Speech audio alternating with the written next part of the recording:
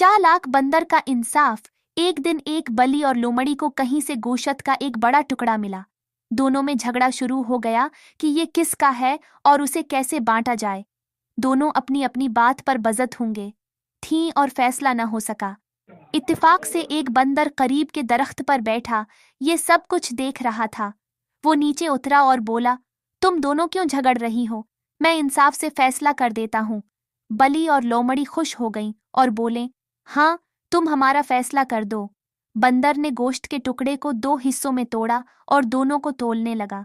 एक हिस्सा दूसरे से बड़ा निकला तो उसने बड़े हुस्से हटा दिया से एक टुकड़ा तोड़कर खुद खा लिया। फिर दूसरा हिस्सा बड़ा लगा तो उसमें से भी थोड़ा खा लिया। यूं वो थोड़ा थोड़ा खाता गया, यहाँ तक कि सारा गोश्त खुद ही चट कर गया।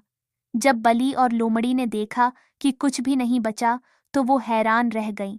बंदर दरख्त पर चढ़ गया और हंसते हुए बोला, ये होता है इंसाफ।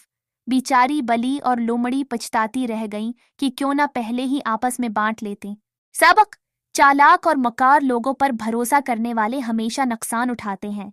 अपने मसाइल को खुद हल करना बेहतर होता है, वरना कोई और अपना फायदा उठाकर हमें खाली हाथ छोड़ सकता है।